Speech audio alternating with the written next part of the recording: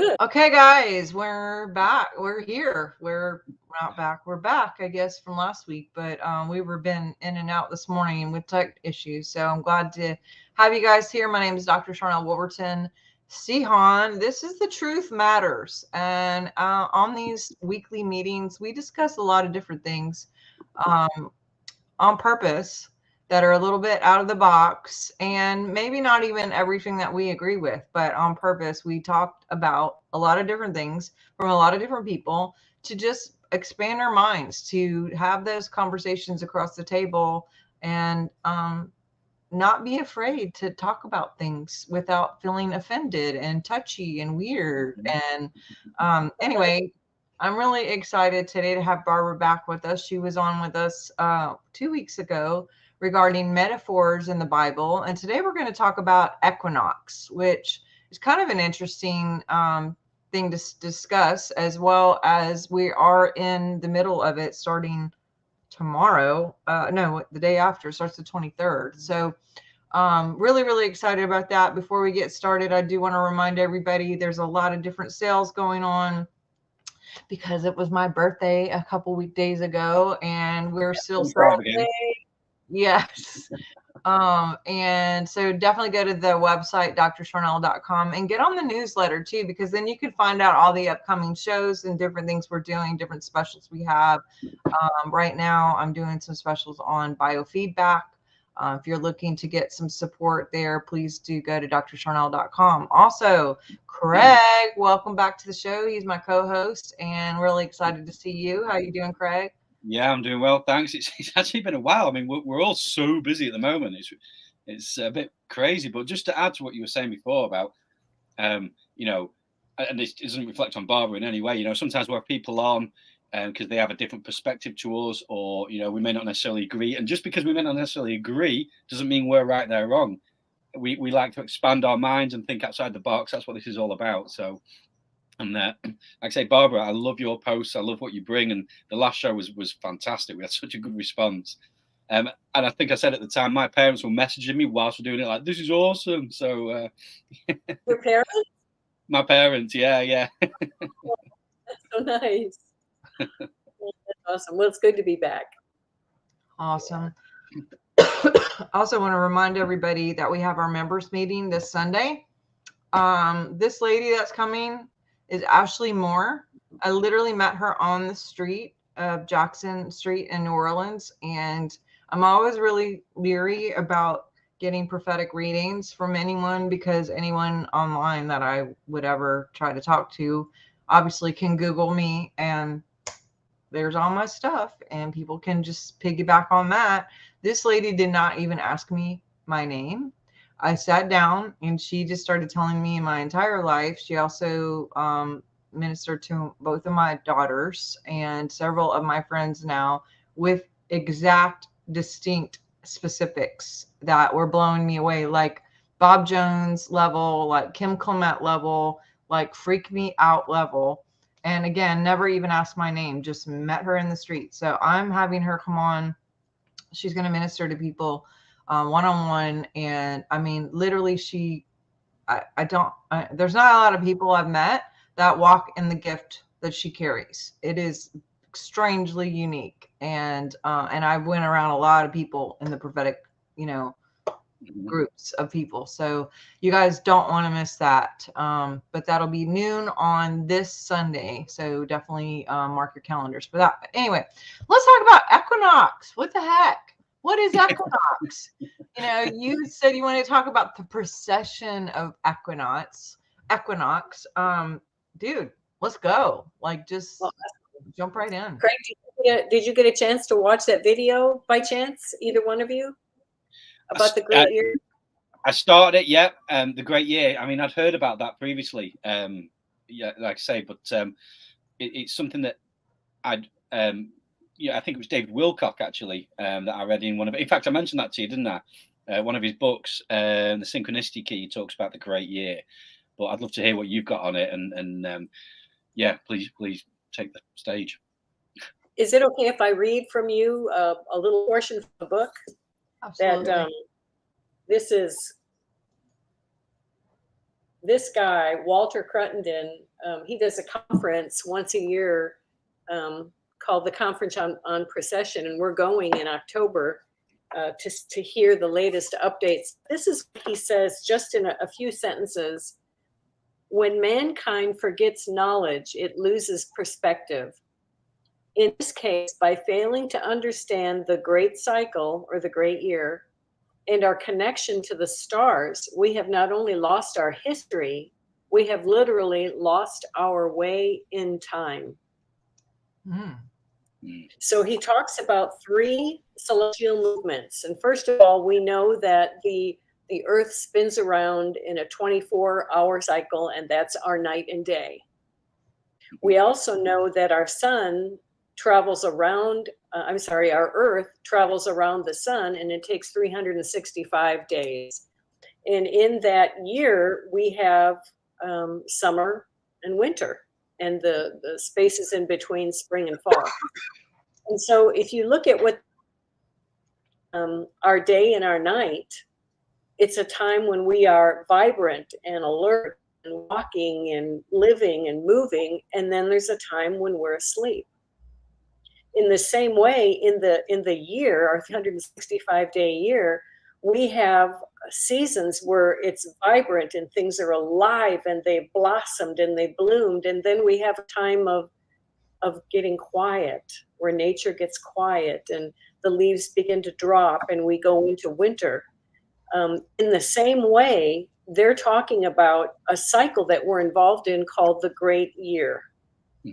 But before that, I just wanted to show you guys, I got this out of my grandkids' toy box. But our Earth, it's tilted on its axis. And for whatever reason, this is called precession. And it's when our Earth spins, and when the axis points to a particular constellation in the night, they noticed something profound.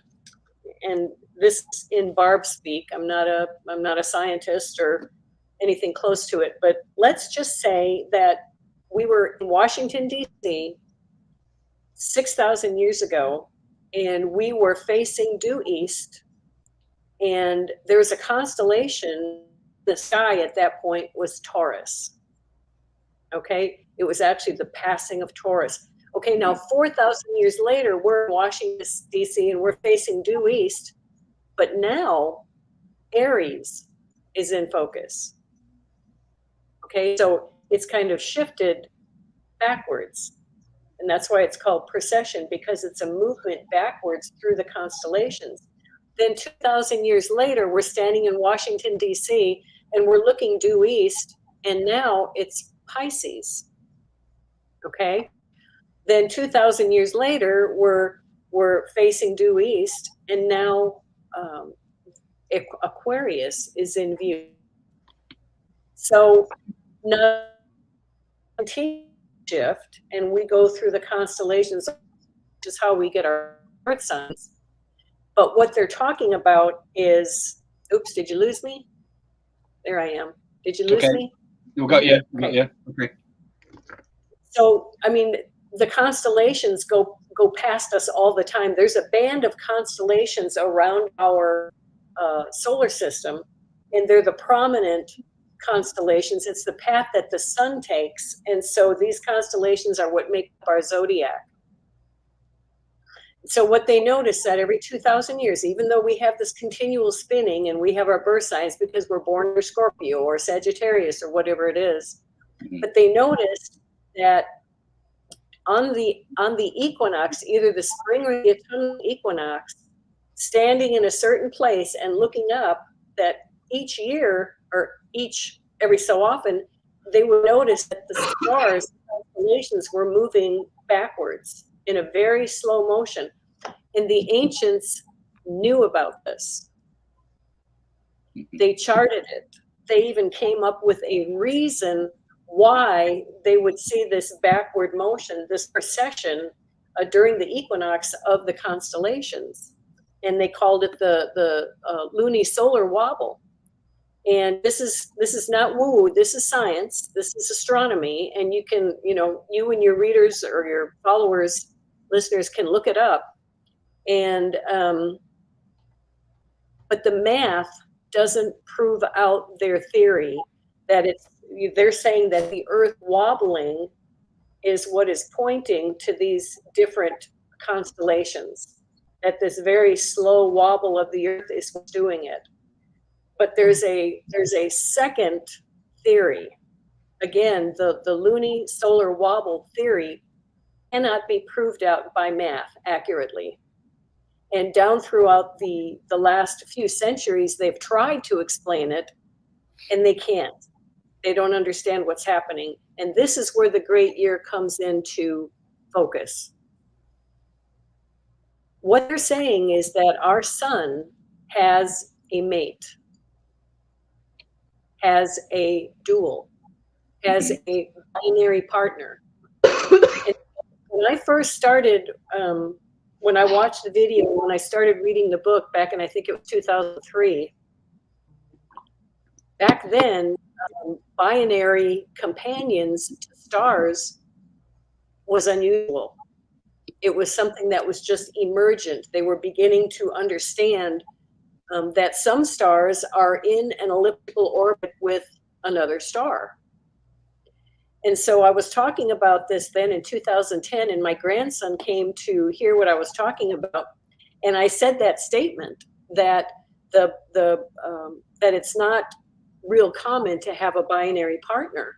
And he raised his hand and said, wait a minute, Grandma, in my astronomy class today, they're teaching that it is more common to have binary, trinary, and even more stars that are in gravitational relationships with other stars. So the cool thing is that in this relationship, if this is what's happening and the math is beginning to prove it out, it's just that it takes a long time to complete this cycle in this ellipsis around this other star. It takes 24,000 years. Wow. And during that time, we have day and night. Right. We have the golden ages where we are immortal, and then we slowly slide down into corruption, into where lifelines average about 23 years during the dark ages. So you go from immortal to down through the silver ages, and you've got people recorded as living, Methuselah 969 years and Adam living 950 or 40 or something like that, down to where they live just an average of 23 years. And so now we're on the upswing, coming back up towards the merging with this other star, and we're becoming more enlightened again. So when you look at the symbol of baptism, we can understand that we as a culture, as a society, as a planet, are undergoing a baptism into darkness. And this is what the Bible refers to as the place of weeping and gnashing of teeth in outer darkness. If I can just draw this circle, let me see if I can. So in this ellipsis, the dark ages, we are this far apart from one another, and that's the dark ages. But then we begin to draw this ellipsis where we go through, and you can see this right there. That's the Vesca Pisces with the symbol of the fish, and that's the place for union. It's the place where we are immortal. So during the time when we're in this place of ellipsis and moving away from our dual mate, lover, star, is when we have lower intellect, we have lower intuition, and we are basically in survival mode in the dark ages. So, you have any questions real quick that I can answer before I carry on? It's sort of like the eternity thing too, right?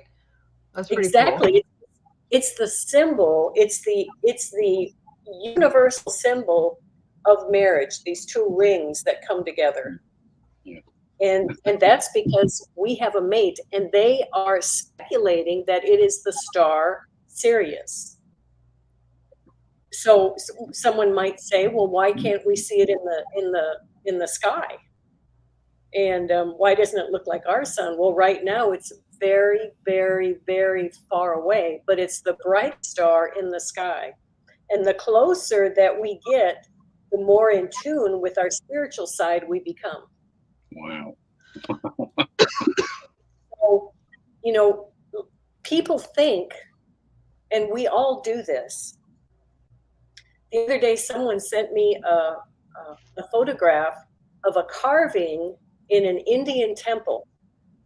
And the carving in the Indian temple is 6,000 years old. And it's a picture of a sperm and egg. Well, the first thing, we're just shocked because we think that linearly they were really, really dumb back then, and we're really, really smart now. But if there is a cycle of high culture and low culture, then these people had information, much of which was burned at the Library of Alexandria.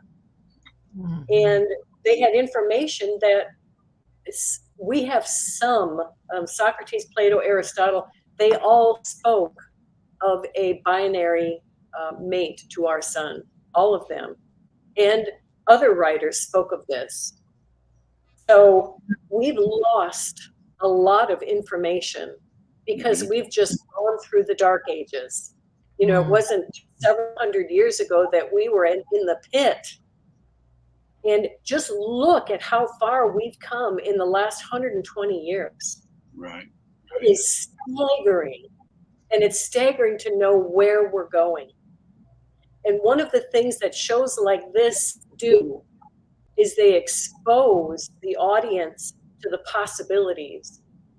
And people are able to begin to intuit, and they resonate with something rather than poo-pooing something because they just don't understand. They're exposed to new ideas, and they begin to wonder, and they begin to ask questions. And as you know, the old axiom, you know, when the student is ready, the teacher appears. Mm-hmm. And so when we're ready for this information, it's out there, and it's available to us to look at and to begin to wonder and to understand this great cycle of time. It's profound. It's something that I think about all the time. And I get excited because I'm beginning to understand that we're participants in this marriage between the masculine and the feminine stars. We, you know, this is what the great marriage is all about. This is what union. So, you know, the old saying, as above, so below, as below, so above. We express this in our humanity with a mate. You know, and it doesn't have anything to do with male and female. It has everything to do with masculine and feminine. And so these stars are both, one is masculine and one is feminine. And during that Vesca Pisces, okay, I'm just going to say this, and this is something that has to be intuited as well. We've gone through this cycle of the great year many, many, many times.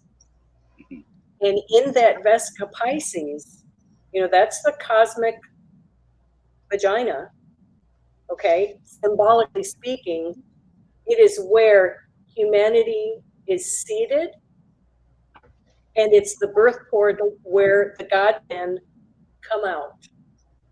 This 24,000 year cycle is where humanity is in training to become co-creators of reality. And they experience the high culture and the low culture, everything in between, and then the ascension process on the way back up. And we've experienced it many, many, many, many, many times. And the universe has been seated likewise with God-men, with co-creators of reality. Hmm. I'm just having What my do you mind think? blown. Just this is brilliant. This is really good stuff. I'm just processing it.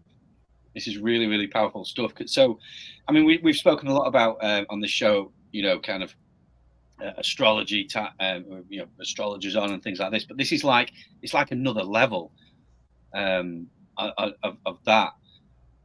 Because obviously, I mean, both Sean and I, we've spoken, you know, 2016 was a pivotal year for both of us.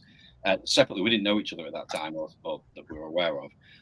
And in 2016, we both had like a spontaneous, just like a switch was flicked, a light went on. Some people, 2012, but it seems to be in the last decade, many, many, Mm-hmm. many people have just been switched on. Like something has shifted across, well, all of humanity that, you know, some people are resisting it. Yeah, sure. Some people are just going with what's happening. And do you think that this is a consequence of what's happening in the greater cosmic scene? Yes. Remember last week when I said we can't get this wrong? Yep. The Bible says who can bind Orion? Who can stop the movement of the constellations? Nobody can. Nobody can. So this great cycle we are going through, and this great cycle involves high culture, low culture, everything in between. We're past the Iron Age, the Kali Yuga, and we are on our way back up into enlightenment. And we can't stop it. And we can't get this wrong. You know, religion keeps in that place of, you know, right and wrong and good and evil and all of that. But at the end of the day, this, okay, on a cosmic level, if you look at the symbol of baptism, you know, I think I said last week, it's really about the human with the divine, partnered with the divine, being lowered into futility, holding its divine breath until the time of coming up and coming out of those waters and becoming enlightened, being fully human, and then awakening, resurrecting, and coming out of those dense waters of being just base human. Okay? But on a cosmic level, you look at that same symbolism, and it is the divine seeding this environment and going through that immersion into darkness. It's the same thing. It's the same cycle. And then coming up and coming out of that, of those waters of being just dense human, you know. In the dark ages, I mean, they would burn all these books about spiritual things because they, in the dark ages, they could not conceive of life beyond their five senses. They had no spiritual acumen at all.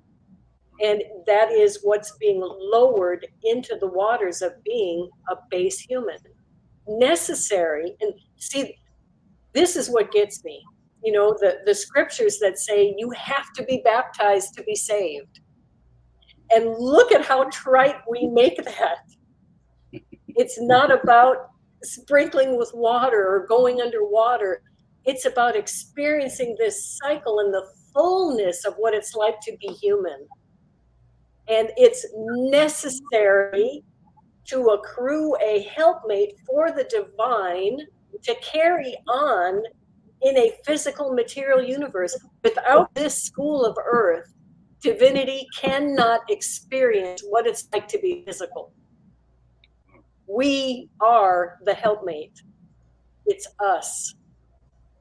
And so going through this cycle and learning all there is to learn, the good, the bad, the ugly, eating from the tree of the knowledge of good and evil, where lifetimes are limited, mortality is upon us, it's all necessary and it's purposeful. And there is a time of awakening and coming up and coming out of those waters. And in the great cycle, we are beginning to experience that turn and come up. Does that resonate? 100%. Yeah. Sorry, Sharnael, go on. Is it fall into the same thing as like the parallel universe kind of thing, basically? Or is it completely something different? The best way that I know how to describe this is that when you have celestial movement, night and day, seasons, great year, you are within the construct of time. When we are not within the construct of time, when we are sleeping or having out-of-body experiences, whatever you want to call it, then we're not in time. Mm-hmm. And there's a purpose for going out and wandering and experiencing things that are happening concurrently right now. But as humans, we are in the construct of time and are learning here. So as far as parallel universes and things like that, those things exist. You know, multiple dimensions exist. But I'm more concerned about how it applies to us. The Bible does talk about multi-dimensions, and in the form of the disciples. We have 12 aspects of who we are. We have, you know, Matthew, who's good with numbers. We have Judas, who leads us up to death time and time again. You know, we have Peter, who is kind of representative of the ego, and he speaks out of turn a lot. But all of the aspects, that's us. It doesn't happen. I mean, it can happen outside of us, but if we only see the external, then we miss the internal realities of what these mysteries and other mysteries are trying to teach us. So I'm not sure if I answered your question there. I just know that those things exist, but within the construct of time is when the great year takes place. Right. Does that help? Right. So, yeah, because I've had this sort of like this perspective for a while now, in that, you know, you hear the saying time is an illusion, you know, and I think what that's alluding to is, you know, there is the eternity is a real place, a real state of being, whatever you want to refer to it as. And you know, the cosmic kind of clock that we're in, you know, I'm going to butcher it now, but the Bible verse that, you know, that God has assigned to us times and seasons. Do you think there's a way to, how can I put it? I mean, what we're experiencing now is, I mean, everything that you're saying is making so much sense, because this realm is ruled by time. It is. You know, if we are eternal beings, where do we fit into that? I mean, are we supposed to master this and learn these things in order to, do we cooperate with it? Do we, I don't want to say control it, because that sounds egoistic, but like, what's our role in this? I guess that's what I'm asking. What do you think is our role in this great cosmic sort of scene? I believe our role is to become adept co-creators of reality as God meant.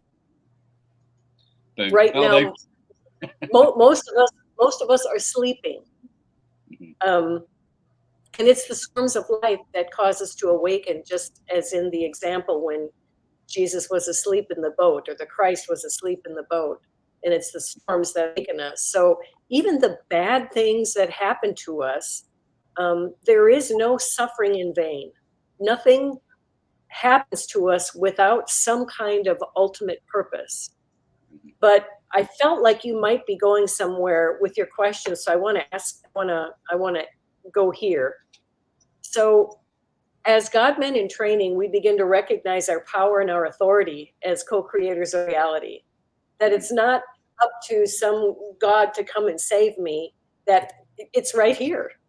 And the thing is we're going collectively. So the more that we collectively awaken, the greater momentum we will build, to the point where, you know, people say, well, if we've got, you know, another 9,000 or so years before we hit the golden ages, I mean, that's a long time. But what we do is we jump in and out of lives happily, completing the syllabus that we've set out for ourselves. Because every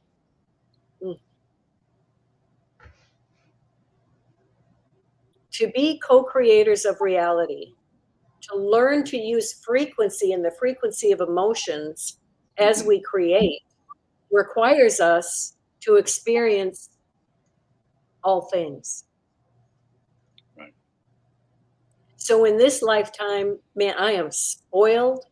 I am, we live a beautiful life on 32 acres with, 11 grandkids, and life is just beautiful.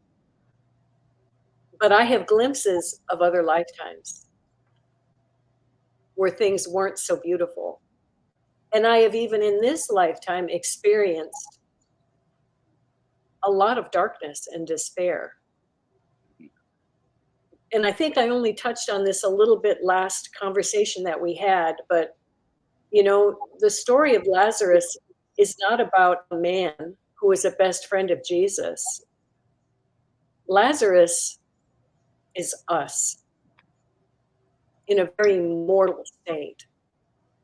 And Jesus, the Christ, and this is what we are learning, to get back to your question, Craig. What we are learning is not to be pulled by our emotions. Right now, our ego and our emotions run this ship. Okay? And we end up focusing on all manner of things, unaware that we're creating more of what we're focusing on.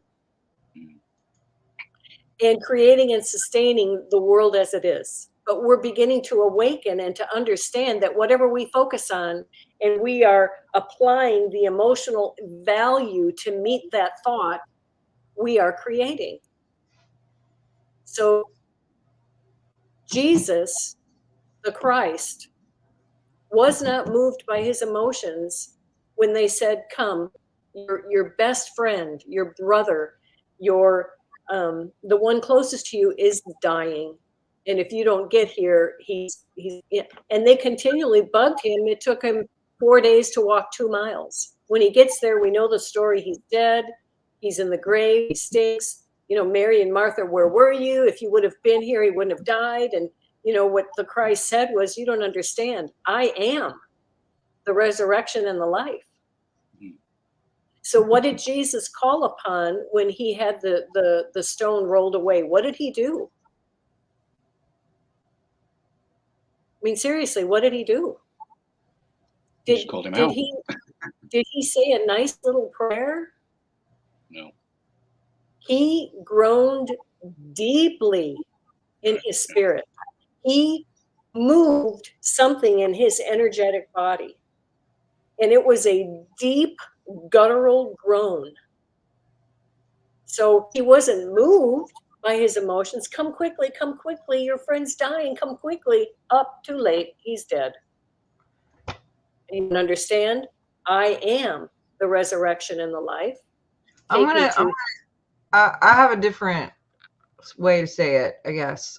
Because when you say he wasn't moved by his emotions, I think he had emotions. Anytime there was a miracle, he said that it says that Jesus had compassion, and then there was a miracle. Miracles preceded and followed his compassion. Exactly. I agree with you in some ways that he wasn't moved by the other people's emotions, but I can't agree that he doesn't have any emotions or that he wasn't moved by his own emotions, because I think the very moving of his emotions is what caused the miracle. That's just my opinion. Well, no, that's absolutely correct. But in this story, Jesus didn't get the message and say, holy cow, I've got to go. Get out of my way. I've got to get to, no. For the purposes of learning, he took his time. And he got there in 4 days, what should have taken maybe 2 hours. And he gets there, but then for the purposes of teaching us, he groans loudly in his spirit and weeps. Then he says this. He says, for those here, I'm going to say this out loud so that you understand, so that they, Father, understand what just took place between you and I. He said, Father, thank you for hearing me. you always hear me. Lazarus, come forth. So in the form of this groan, again, Jesus was not moved by his emotions to get there in an expedient manner. He wasn't worried because he knew in the example that Lazarus was going to have to pass away in order to demonstrate the power of I am. So he wasn't moved by human urgency, but when he got there, he moved his very human emotions and raised Lazarus from the dead. And it wasn't done with words. It was done with frequency. So this is our lesson, that not only are we the Christ, but we're Lazarus who is sitting here in a mortal state. If I cut myself right now, I will bleed. If I go out and walk in front of a car, I may die if it hits me. But the point is, where we are going collectively is resurrection, is ascension, is a place where those emotions that you talk about, Sharnael, are vital for us to express and to learn, but not by the ego. The ego is what goes to the cross and experiences crucifixion and says, I willingly lay my life down so that I can, like Christ, only do what I see my Father do. Not what Barbara the human does when I get upset at things, but I kind of put that in check and express those emotions when it's appropriate, rather than being yanked like a puppet, on a string. We learn the power and the potency of our emotions, which is a component of creation that is unlike any other creation. Our DNA was tweaked probably between 200 and 300 years ago, which gave us emotions that separated us from primates. That's another fascinating topic, all in its own. But did I explain that better this time? I think so. I think there's still a little bit of just not agreeing, but that's okay. Like, for me, emotions are very powerful and they're God-given. And I think what I've experienced in the church is, especially by some really high level, like TV evangelists, of not to pay attention to your feelings or your emotions because they change all the time. And I think that's very dangerous in my field as a naturopath. Mm-hmm. If people are not expressing and or feeling their feelings and moving them out in a very healthy way, then they tend to get lodged in the body and then they get sick. So for me, expressing yourself and having those emotions in a very healthy way is super important, and the very thing that creates, because our heart is more magnetic than our thoughts or our words. We have that biofield that not only goes out in radiation, but also comes back in a magnet. And so if we feel sad or down or whatever, then we will create more and magnetize more to us. And so to me, it's about being sovereign and not letting anyone else entice you into their storyline unless you actually feel like you're supposed to and or express that.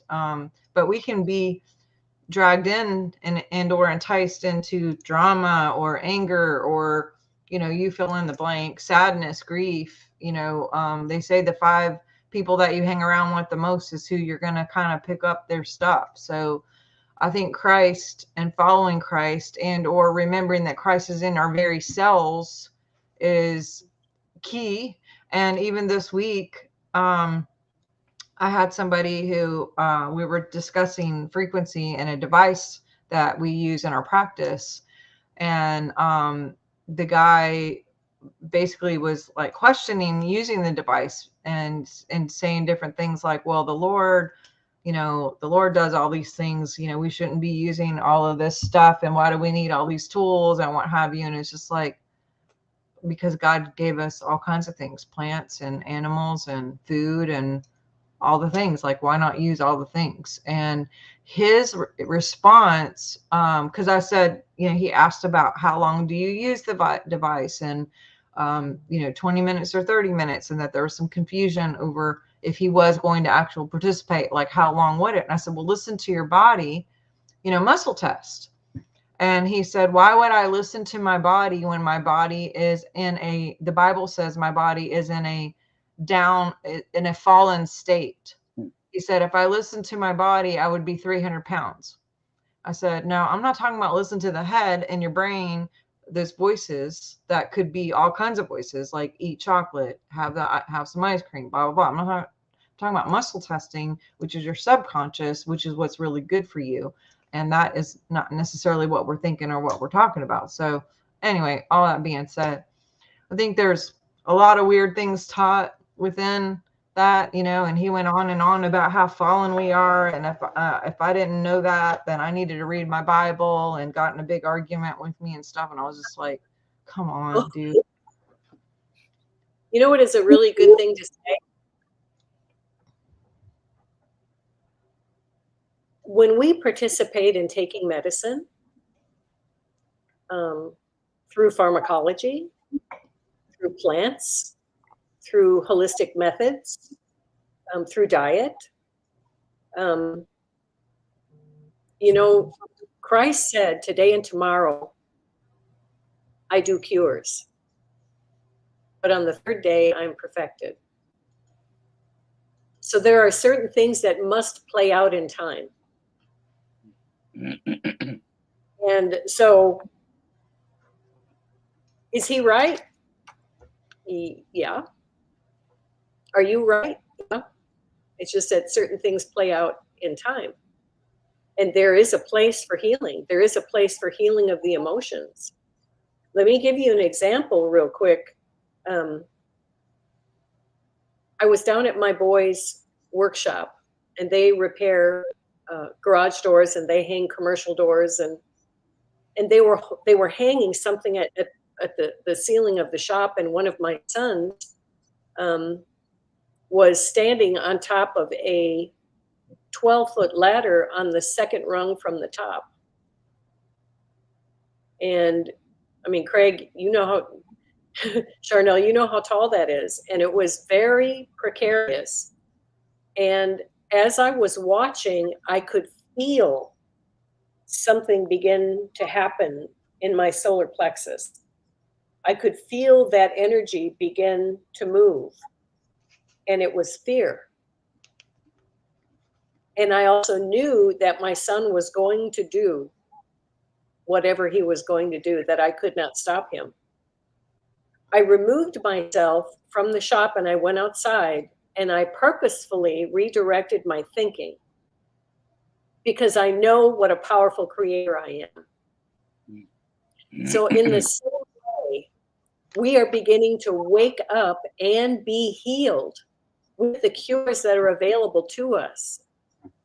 But once we recognize what powerful creators we are with the use of emotion, we will stop letting it spill out over and over and over again, creating the very situations that brought us so much pain and hurt to begin with. So to me, not being egocentrically led is the symbol of the cross. It's dying to death, but resurrecting that egocentric nature as a servant to the divine. Just like Christ did when he said, okay, what I'm going to do, what I'm doing now, I'm thanking the Father, and I'm saying it out loud, because it is an exchange between the creative component of what's inside of every human being to raise this body from the dead. So emotions are vital, and to heal our emotions so that we stop in our wounded state, creating the thing that we do not want. So that's the whole point of mastering being human and stepping into something that is not human. It's divine. Right. I think emotions and the mind are so key related. you know, because it says have the mind of Christ, Mm. right? It does say have the mind of Christ. If we had the mind of Christ and we were thinking about the positive things that are going on instead of the negative things, not that Christ never had a negative thought, but that's really key to me, because again, we could be manifesting by default, by accident, like all the time. And I just shared this with a friend, but my daughter, this is a funny story. My daughter is in the tattoo, does tattoos, and she was getting to where she was like not liking it as much anymore. And she had like several people who kept making appointments with her. And then she would call me the night before and be like, oh my gosh, I have 7 appointments tomorrow. I'm already tired just thinking about it, blah, blah, blah, blah, blah. The next day she went in and every single person canceled, like the whole day. And this happened a couple times where she would literally, her emotions of not wanting to do it canceled the appointments. And because honestly, in her heart, she didn't want to do it anymore. Similar thing is she kept talking about wanting to have a black cat. She wanted a black kitten, and she even went online and found a shelter that one popped up. And so she like bookmarked it and even sent in an inquiry about it. And they said, oh, it won't be ready until the 21st. It's too little, but we'll put you on the list or whatever. So meanwhile, she had kept calling me every day about this wanting a kitten. She goes out with her son to go grab a couple things, running errands, and she goes by the Dollar General and she finds this little kitten over there like this big. And she calls me immediately and she's like, oh my God, you're not going to believe this. This little kitten is out there. It's not black. She goes, I guess I wasn't specific in my talking or thinking about it, but she gets this little kitten and she was like, but I'm just going to foster it because I don't think my husband's going to let me keep it, you know, because we're talking about a black one and da da da da. So she keeps it. She puts it up all over the internet. All the people fall through. Nobody ends up getting this cat. She's holding it. She calls the vet and tries to get prices in case she wants to keep it. I promise this is a good story. But it ended up being like $600 to like get this cat shots and chip and the deworming and everything. So she ends up calling the shelter, one of the local shelter, a couple shelters, and saying, hey, would you just take this cat?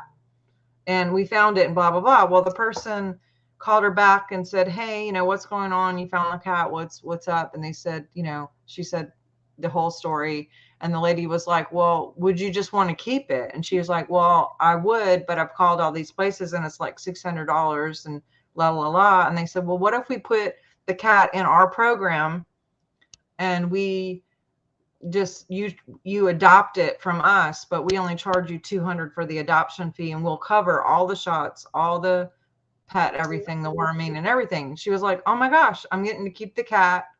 And it's only $200. I'm manifesting. So she goes up there the first day to bring the cat in for its first set of shots and deworming. She comes home and she just opens the kennel to let them out.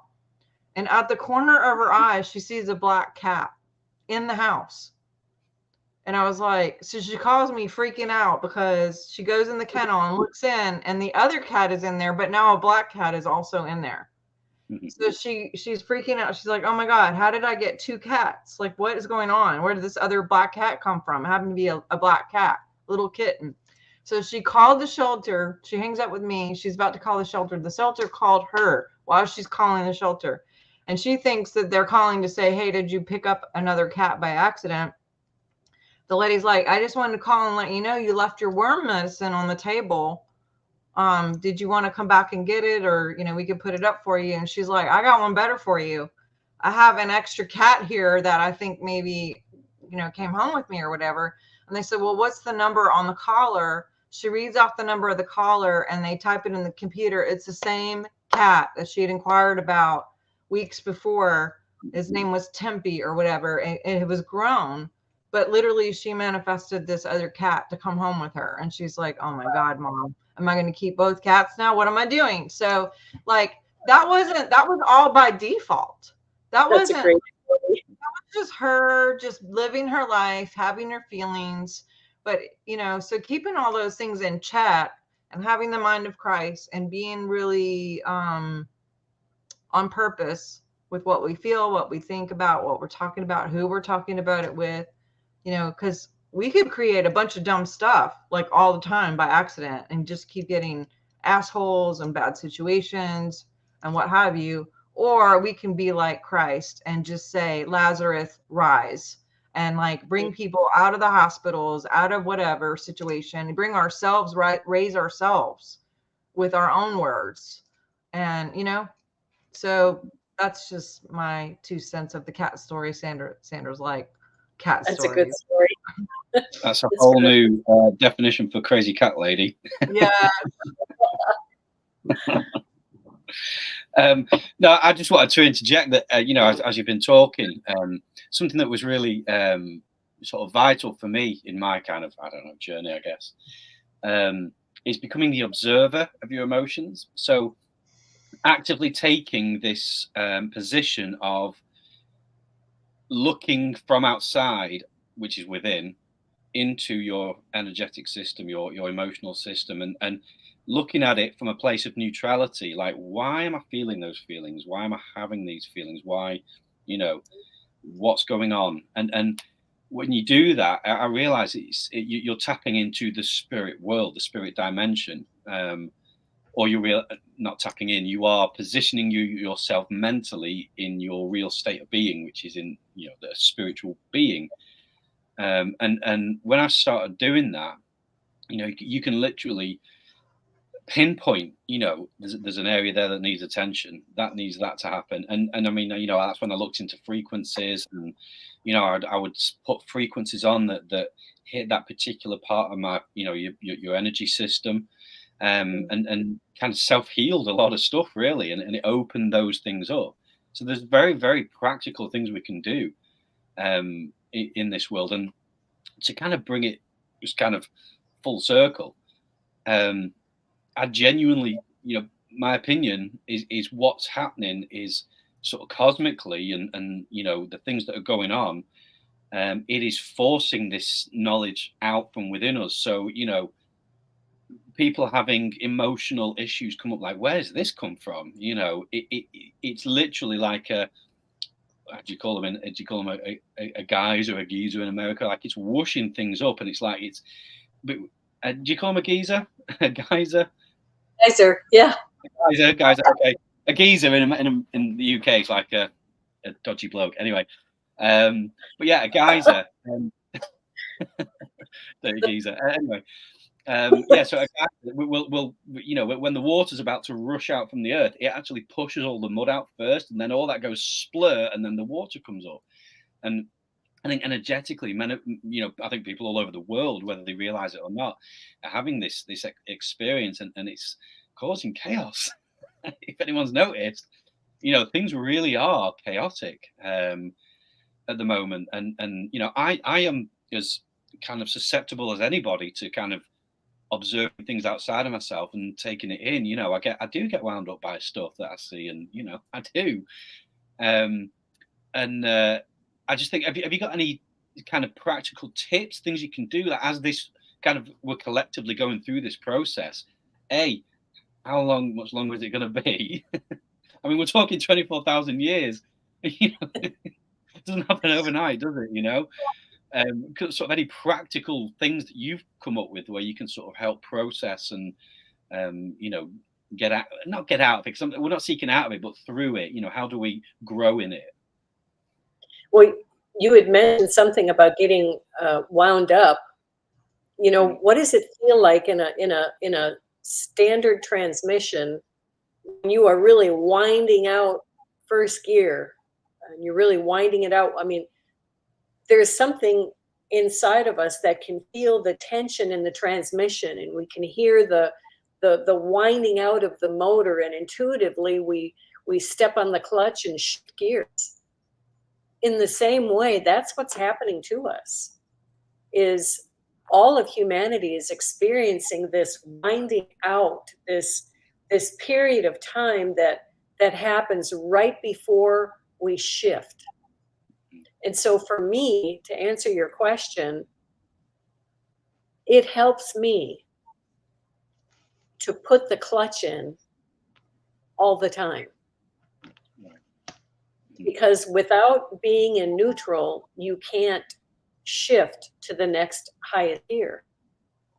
And so when I get upset, and I do, when I am getting to the point of exasperation and frustration, and I do, as we all do, I'm learning just to put the clutch in. And also the other example that I use is if you know anyone that weaves with a loom, there's this piece of the loom that's called the shuttle that goes in between the strings, and it weaves. And when you pull back that battening arm, really, puts that pressure and tension on the fabric.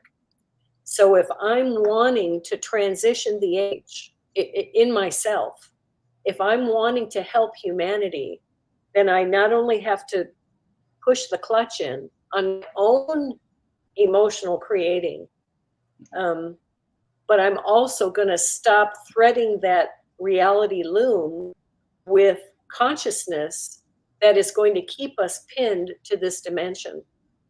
So my judgments have to stop. Now, there is an appropriate time for everything under the sun, and certainly using judgment has been paramount to where we're going. But I feel there's a question that I ask people: are you called to work with what's breaking down, or are you called to work with what's breaking through? And what's breaking through is a new consciousness. So the only way that I know how to stop the old consciousness is to practice being neutral. So I become the observer. I will look at a circumstance, just being a little raw here, but my grandson, on March 7th of this year, gun in his mouth and pulled the trigger and was killed 250 yards from our home on our property. Wow. And as sad as it is, and I mean, we grieved,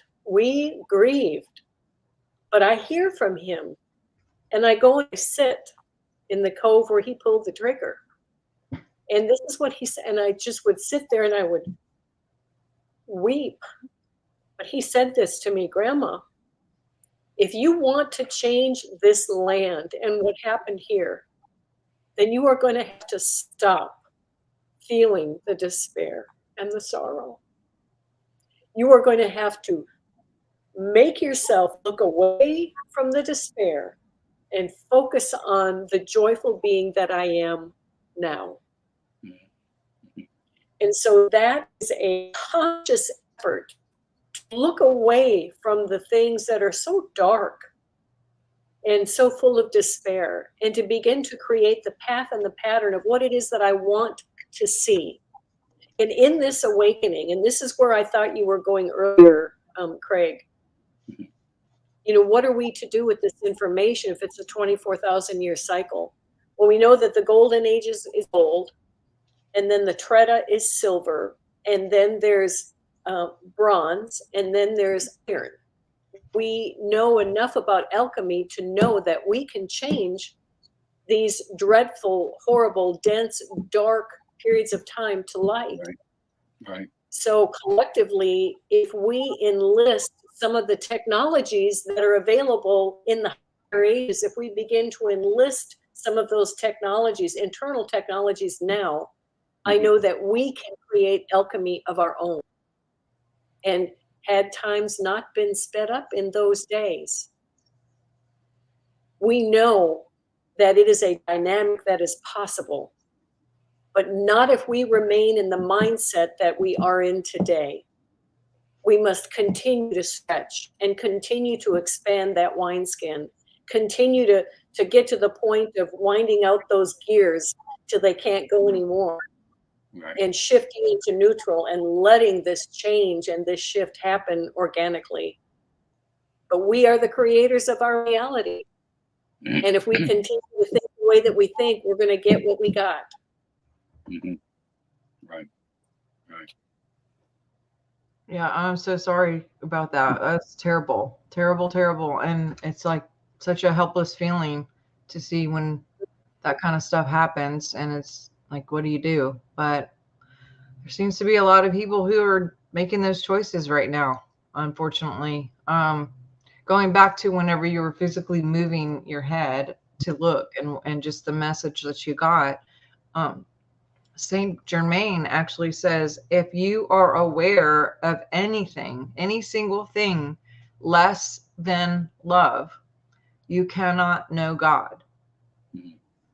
And it's like, wow, like, so anytime we put our focus on anything that isn't God, it's basically agreeing not to know God, because God is in everything. And so it's like, okay, just sorting through that. But that has really trained me as much as possible to keep my mind in that on purpose thought process of making sure I'm picking what I'm thinking about instead of just going by default. You know, several times this week, I've caught myself just in a stare, and my mom or whoever's like, what are you looking at? And I'm just like, oh my gosh. And I had realized I completely had left and was thinking about 99 other things, but I'm there and people are all around me, but I've left and went somewhere else. And so staying present in the moment, you know, picking my thoughts, being on purpose,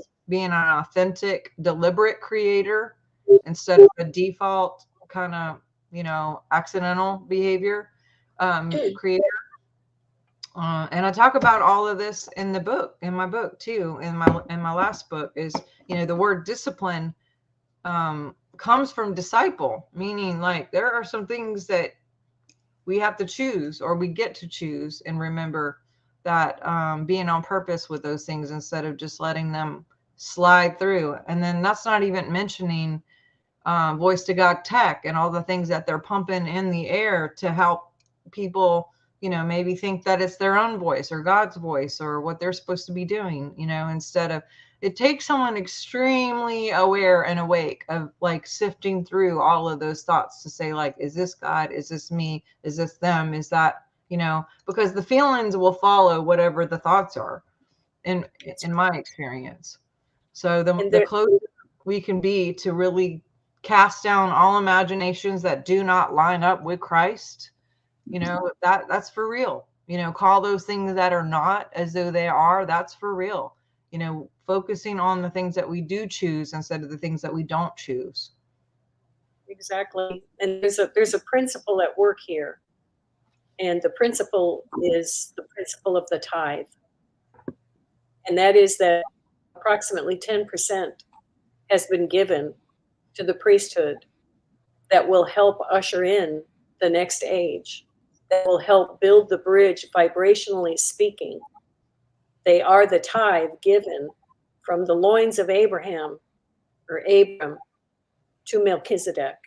And that priesthood is what bridges the gap between the dimensions. That priesthood is one that will stand in that gap and say, I'm not going to be moved and manipulated by my ego based on what's happening around me. I will step into that power and I will create a way for others to follow. It's not that they're unique or special, each man in his own order, but Melchizedek has been given 10% of the population of the planet to bring this about. And it cannot fail. It cannot fail. There's a principle of the 10% that Rensselaer Polytech did a study, and it wasn't a spiritual study, but they took a group of 100 people and they pollinated 10 people with an idea.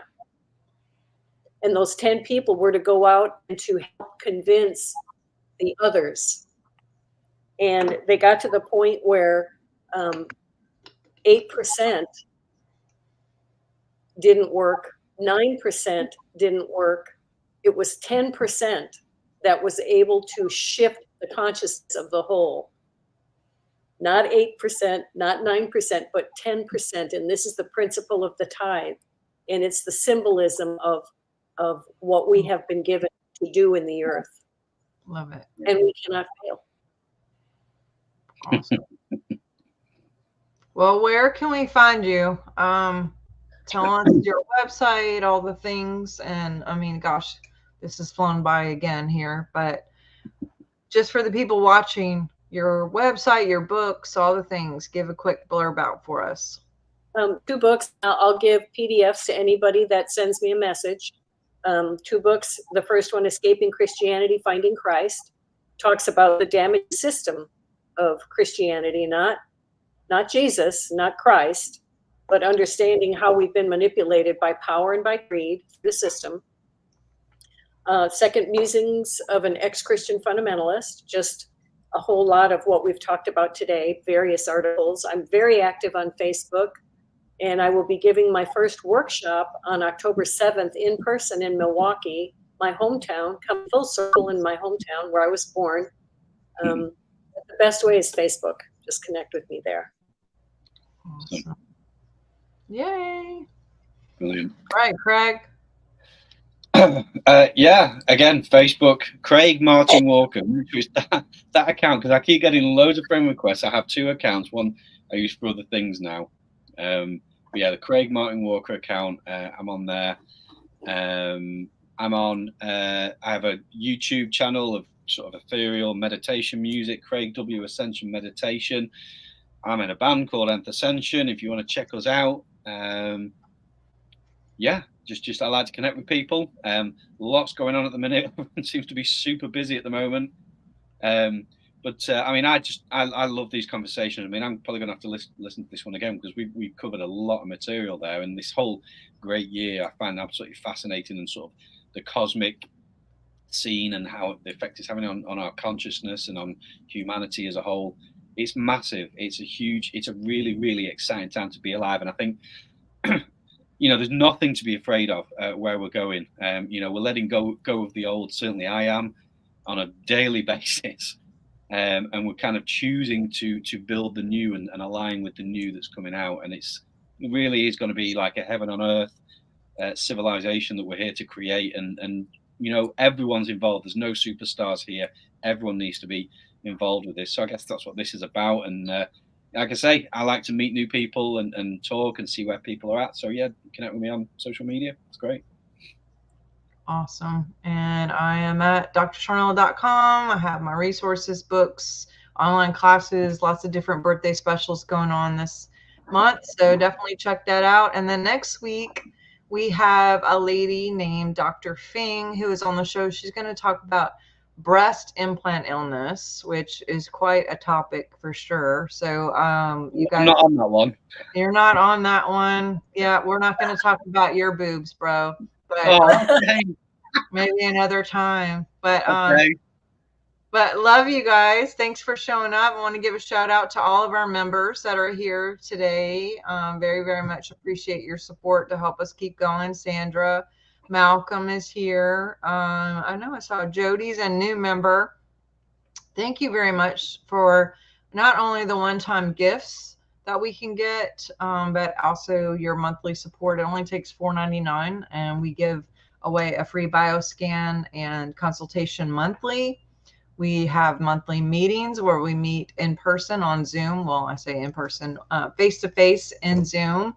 And we bring in a lot of extra content as well as teachings for those of you who are members. We just want to do some fun things for you guys. So thank you for your help and your support. And definitely do your due diligence. Share this, get it out, help us with the algorithm, get on the newsletter. Love you guys, and we will see you next week. Thanks again for joining us. We'll talk to you soon. Bye, guys. Bye.